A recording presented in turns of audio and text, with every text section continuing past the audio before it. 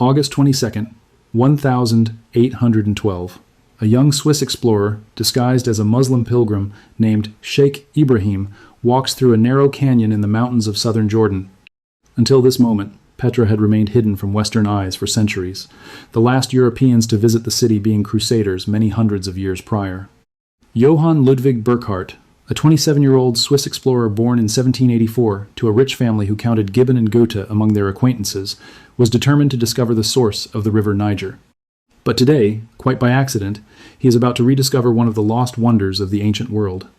On the road to Cairo, along the dangerous inland route to Aqaba, Burckhardt encountered rumors of ancient ruins in a narrow valley near the supposed biblical tomb of Aaron, the brother of Moses. Saying he wanted to sacrifice a goat to Aaron, Burckhardt hired a local guide to lead him to the ruins.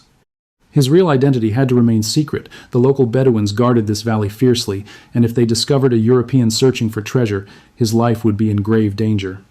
After a 30-minute walk through a narrow gorge, a spectacle opened up before him. Carved directly into the rose-red sandstone cliff face stood a colossal temple facade, perfectly preserved, adorned with columns and ornate Hellenistic decorations. In a letter to the African Association, he wrote, "In the red sandstone, of which the valley is composed, are upwards of 250 sepulchres entirely cut out of the rock, the greater part of them with Grecian ornaments. There is a mausoleum in the shape of a temple, of colossal dimensions, likewise cut out of the rock. He could not remain long at the ruins or take detailed notes due to his fears of being unmasked as a treasure-seeking infidel. After quickly exploring what he could see, Burckhardt sacrificed his goat to maintain his cover and left. But he was convinced he had found Petra, the legendary lost capital of the Nabataeans. The city Burckhardt rediscovered that day had been forgotten by the Western world for over 1,000 years, but its story stretches back more than 2 millennia. The area around Petra has been inhabited from as early as 7000 BC and was settled by the Nabataeans, a nomadic Arab people, in the 4th century BC.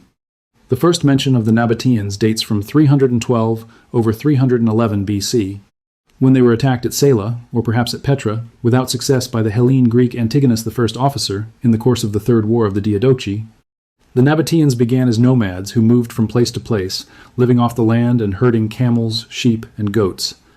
But these desert nomads possessed something invaluable, an intimate knowledge of the harsh Arabian desert, and crucially, the locations of hidden water sources. Over time, their sharp survival skills and knowledge of the desert helped the Nabataeans become successful traders. They gained control of the trade routes that moved frankincense, myrrh, spices, and other luxury goods from southern Arabia, India, and Africa to the Mediterranean world. Petra would become the capital city of the Nabataean kingdom in the 2nd century BC. The location they chose was extraordinary, a hidden valley surrounded by towering sandstone cliffs, accessible only through a narrow, winding canyon called the Seek. Excavations have demonstrated that it was the ability of the Nabataeans to control the water supply that led to the rise of the desert city, creating an artificial oasis. An impressive system of rock-cut channels and underground water pipes carried water from permanent springs and seasonal streams. The Nabataeans also developed a way to collect and store water in watertight cisterns hidden underground, keeping water safe from both evaporation and enemies. The Nabataeans invested in Petra's proximity to the incense trade routes by establishing it as a major regional trading hub, which gained them considerable revenue. The Nabataeans charged tolls to foreign traders for crossing into their territory, and provided shelter and water at settlements along the trade routes for a price. Charging as much as 25% on top of the goods they handled, the Nabataeans used their knowledge of the desert to safely and reliably move products from one end of their territory to the other. All these profits transformed Petra from a simple desert outpost into a magnificent city. Petra flourished in the 1st century AD, when its Al-Khazneh structure, possibly the mausoleum of Nabataean king Aretas IV, was constructed, and its population peaked at an estimated 20,000 inhabitants. This structure, known today as the Treasury, would later become Petra's most famous monument. Standing over 130 feet tall, and carved entirely from the living rock, its Hellenistic facade features intricate columns, pediments, and sculptures that seem impossibly delicate for something hewn from solid stone. But the Treasury was just one of hundreds of elaborate structures the Nabataeans carved into Petra's cliffsides. The majority of archaeological remains in Petra are tombs. Some tombs are housed in elaborate rock-cut facades, while others are as simple as carved shafts in the sandstone. Some tombs bear funerary inscriptions written in Aramaic, listing who is eligible to be buried in the tomb, acts considered to be violations of tombs, and penalties or curses against violators. The Nabataeans clearly believed strongly in an afterlife and invested enormous resources in honoring their dead. Trade brought more than wealth and exotic goods to Petra. As traders from around the world passed through Petra, they brought new ideas and culture from places like Egypt, China, and Greece. Petra became more than a center of trade, it was also a cultural center of the ancient world.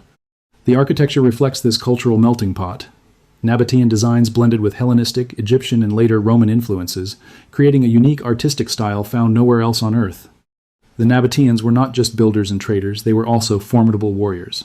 The camel-mounted warriors of Nabataea were so skilled that they brutally slayed nearly 4,600 Greek soldiers during a single battle in 312 BC. The Nabataeans successfully fought back Greek invaders by taking advantage of the mountainous terrain surrounding the city. The mountains effectively served as a natural wall, buttressing Petra. But their greatest challenge would come from Rome. As the Roman Empire expanded eastward, Petra found itself surrounded. When the Armenians took control of Damascus from the Nabataeans in approximately 70 B.C., the Roman general Pompey defeated the Armenians in Damascus in the mid-62nd B.C. Instead of outright conquering the Nabataeans, Pompey allowed the Nabataean king, Aretas III, to remain in power and even retain Damascus, all in exchange for paying taxes to Rome as a vassal state of the empire. This arrangement held for over 150 years. In AD 106, the Roman Empire annexed the Nabataean kingdom under Emperor Trajan and renamed it Arabia Petraea. It appears the Roman takeover was peaceful, and life in Petra went on without much change. The Romans built new roads, like the impressive colonnaded street that ran through the center of Petra. Lined with massive columns, this long, straight street was unlike anything else in the city. But Rome's control of Petra would prove to be the beginning of the city's decline. Petra's importance declined as sea trade routes emerged. In the 3rd century, Petra gradually lost importance in long-distance trade, formerly the most important economic activity of the Nabataeans. Ships could now carry goods directly from Arabia to Rome, bypassing the desert caravans entirely. The very trade routes that had made Petra wealthy were becoming obsolete. Then disaster struck. An earthquake in 363 destroyed many structures and crippled the vital water management system. Without the sophisticated hydraulic system that had sustained the city for centuries, Petra could no longer support a large population. In the Byzantine era, several Christian churches were built, but the city continued to decline. Although Petra continued to flourish for many years, its importance waned as the overland trade in South Arabian incense declined and the Roman imperial economy collapsed. By the early Islamic era, Petra was abandoned except for a handful of nomads. The magnificent city that had once housed 20,000 people and controlled the wealth of Arabia slowly emptied. The temples fell silent, the fountains ran dry, the elaborate tombs watched over an empty city. Sand drifted through the colonnaded streets. Petra became a ghost town, known only to local Bedouins who occasionally used its caves for shelter. For over 1,000 years, Petra existed only in fragmentary historical texts and local legends. European scholars read ancient Greek and Roman accounts describing a magnificent rock-cut city in Arabia, but many dismissed these as fantasy or exaggeration. The Bedouins who lived in the region knew of the ruins, but they guarded their location carefully, suspicious of outsiders who might come seeking treasure. Then came Burckhardt, traveling in disguise, armed with classical texts and an unshakable determination. His discovery in 1812 was merely a beginning. He spent only a few hours at the site, constantly fearing discovery. In his travels in Syria and the Holy Land, he describes in sober terms the spectacle that opened before him, adding that he was not able to explore the palaces and tombs as freely as he would have wanted to, as this would have aroused his guide's suspicions that he was there to plunder treasures or practice black magic. Burckhardt never returned to Petra. He died of dysentery in Cairo in 1817, when he was only 32, never having made his intended journey to the Niger. But his account of Petra created a sensation in Europe. Other explorers followed. French explorers Léon de Laborde and Louis-Maurice Adolphe Linant de Bellefonds created the first accurate drawings of Petra in 1828. A decade later, Scottish painter David Roberts visited Petra in 1839 and captured its grandeur through sketches, which he published in his renowned work The Holy Land, Syria, Idumea, Arabia, Egypt, and Nubia. These images brought Petra to the imagination of the Western world. Archaeological excavations began in earnest in the late 19th and early 20th centuries, revealing the true scale of Nabataean achievement. Petra served as the capital of the Nabataean people for hundreds of years. The ancient trade center once housed tens of thousands of people. Archaeologists have uncovered not just the famous facades, but an entire urban infrastructure, theaters, temples, homes, markets, and the sophisticated water channels that made it all possible. In 1993, archaeologists discovered a collection of Byzantine-era Greek scrolls near the Temple of the Winged Lions in Petra, found in an ancient church, providing valuable insights into Petra's history during the Byzantine period. Each new discovery adds another piece to the puzzle of how the Nabataeans lived, worked, worshipped, and ultimately disappeared. In 1985, UNESCO described Petra as one of the most precious cultural properties of man's cultural heritage and designated it a World Heritage Site. In the early 2000s, the site was named one of the 7 new wonders of the world, leading to a spike in tourism. Today, Petra is not only a symbol of Jordan's cultural heritage, but also the country's most popular tourist destination, attracting over 1.1 million visitors in 2019.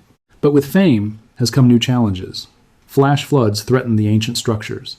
Tourism creates wear and tear on monuments that have stood for 2,000 years. Climate change brings new environmental stresses. Since then, efforts have been made to protect the ruins of Petra from heavy tourism, as well as damage from floods, rain, and other environmental factors. When Petra was named a UNESCO World Heritage Site in 1985, Petra Bedouin tribespeople who had made homes for themselves within the city's remaining ruins were forcibly relocated by the Jordanian government. Today, when visitors walk through the Sikh, that narrow canyon winding through the cliffs, they experience the same dramatic reveal that stunned Burckhardt over 2 centuries ago. The canyon opens, and there stands the Treasury, its rose-red facade glowing in the desert sun, as magnificent as it was when Nabataean stonemasons carved it 2,000 years ago. Petra stands as a testament to human ingenuity and ambition.